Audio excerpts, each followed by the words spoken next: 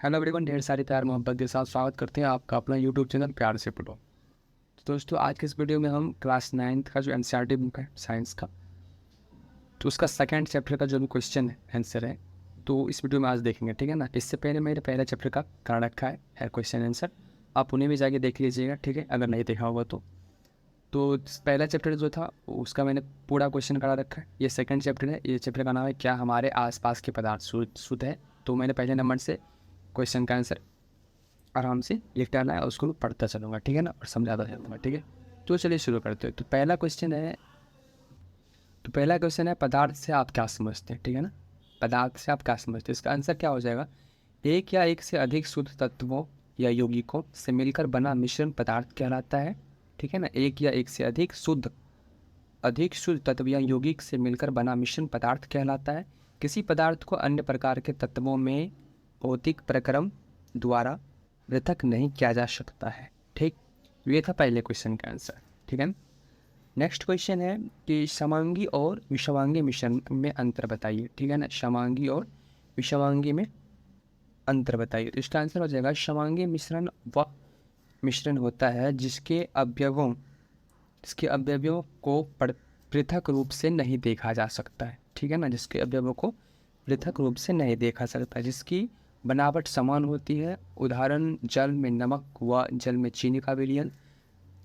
ये सारे क्या थे, समांगी मिश्रण। ठीक है ना, जो मिक्स होने के बाद जैसे जल में नमक मिक्स हो जाएगी तो आप नहीं देख पाएंगे। ठीक है ना, तो ये था समांगी मिश्रण। विषमांगी क्या होता है, विषमांगी मिश्रण के अंश भौतिक दृष्टि से पृथक होता है। उदाहरण, सोडियम क्लोराइड व लोहे की छीलन, नमक व सल्फर, जल एवं तेल का मिश्रण।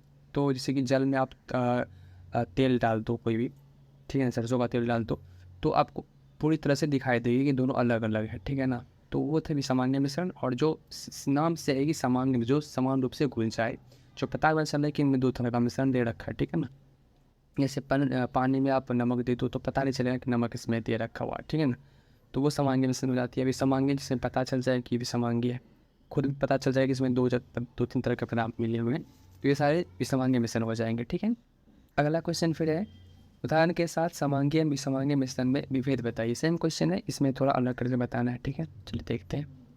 तो यह समांगी मिश्रण विषमांगी मिश्रण। ठीक है, समांगी मिश्रण का दे रखा ऑप्शन है पहला कि मिश्रण जिसमें अवयवी तत्व समान रूप से मिश्रित होते हैं। सही बात है, मैंने पीछे पढ़ा।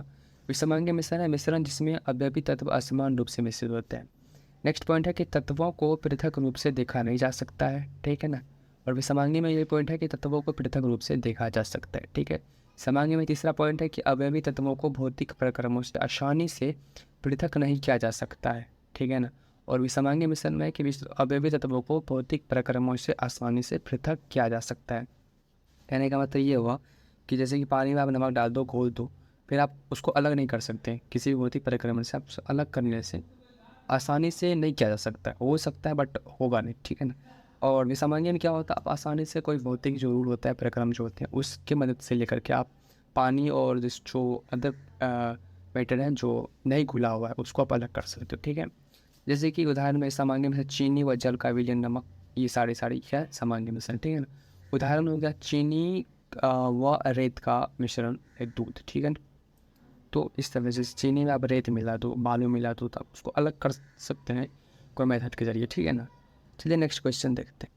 नेक्स्ट क्वेश्चन है कि विलयन, निलंबन और कोलाइड एक दूसरे से किस प्रकार भिन्न। क्या दे रखा है कि विलयन, निलंबन और कोलाइड एक दूसरे से किस प्रकार भिन्न है।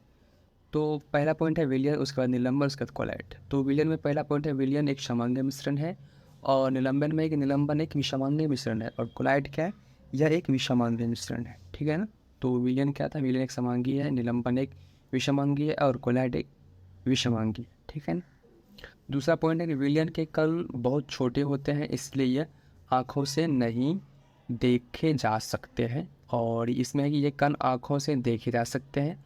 और फिर कोलाइड के कण का आकार इतना छोटा होता है कि यह पृथक रूप से आँखों नहीं देखे जा सकते हैं। ठीक है ना, फिर अगला पॉइंट है कि विलियन के कण प्रकाश मार्ग को नहीं फैलाते विलियन में। ठीक है, विलियन के जो कण होते हैं वो प्रकाश मार्ग को आगे तरफ नहीं फैलाते, इसलिए विलियन में प्रकाश मार्ग दिखाई नहीं देता। लेकिन निलंबन में क्या नहीं, ये निलंबित कण प्रकाश की किरणें को फैला देता है जिससे उसका मार्ग दृष्टिगोचर होता है, ठीक है ना। और कोलाइड के कण इतने बड़े होते हैं कि प्रकाश की किरण को फैलाते हैं तथा उसका मार्ग दृष्टिगोचर होता है, ठीक है। नेक्स्ट पॉइंट है कि विलयन को शांत छोड़ देने पर भी विलय के कण नीचे नहीं बैठते, लेकिन निलंबन को शांत छोड़ देने पर निलंबित कण नीचे बैठ जाते हैं। और ये कोलाइड में कि शांत छोड़ने पर ये कण तट पर बैठते हैं। पांचवा पॉइंट है कि छानने की विधि द्वारा विलय के कणों को विलयन में से पृथक नहीं किया जा सकता, ठीक है। लेकिन इसमें है कि छानन विधि द्वारा इन कणों को मिश्रण से पृथक किया जा सकता है। और कोलाइड में यह छानन विधि द्वारा मिश्रण से पृथक नहीं किए जा सकते, किंतु एक विशेष विधि अपकेंद्रीकरण तकनीक द्वारा पृथक किए जा सकते हैं, ठीक है ना। चलिए नेक्स्ट क्वेश्चन पढ़ते हैं। नेक्स्ट क्वेश्चन है कि पेट्रोल और मिट्टी का तेल जो कि आपस में घुलनशील है के मिश्रण को आप कैसे पृथक करेंगे। पेट्रोल तथा मिट्टी के तेल के क्वथनांकों में 25 डिग्री सेल्सियस से अधिक का अंतराल है, ठीक है ना। आंसर हो जाएगा पेट्रोल व मिट्टी के तेल को साधारण आसवन विधि द्वारा पृथक किया जा सकता है, क्योंकि मिट्टी का तेल व पेट्रोल गर्म करने पर विघटित नहीं होते व उनके क्वथनांकों के बीच काफ़ी अधिक अंतराल है। ओके, तो नेक्स्ट पॉइंट है कि पृथक करने की सामान्य विधियों के नाम दे, जैसे कि दही से मक्खन, समुद्री जल से नमक और नमक से कपूर, ठीक है। तो इसका आंसर हो जाएगा कि दही से मक्खन ये किस विधि से हम अपकेंद्र के विधि से हम निकाल सकते हैं, ठीक है ना। समुद्री जल में नमक या आसमान विधि द्वारा निकाल सकते हैं। नमक से कपूर ये ऊर्ध्वापतन विधि द्वारा हम उसको अलग कर सकते हैं, ठीक है ना। नेक्स्ट क्वेश्चन है कि क्रिस्टलीकरण विधि से किस प्रकार के मिश्रण को पृथक किया जा सकता है। तो इसका आंसर हो जाएगा क्रिस्टलीकरण विधि का प्रयोग ठोस पदार्थों को शुद्ध करने में किया जाता है। क्रिस्टलीकरण वह विधि है जिसके द्वारा क्रिस्टल के रूप में शुद्ध ठोस को विलयन से पृथक किया जाता है। उदाहरण के लिए समुद्री जल से प्राप्त नमक की अशुद्धियों को दूर करने के लिए क्रिस्टलीकरण विधि का प्रयोग किया जाता है।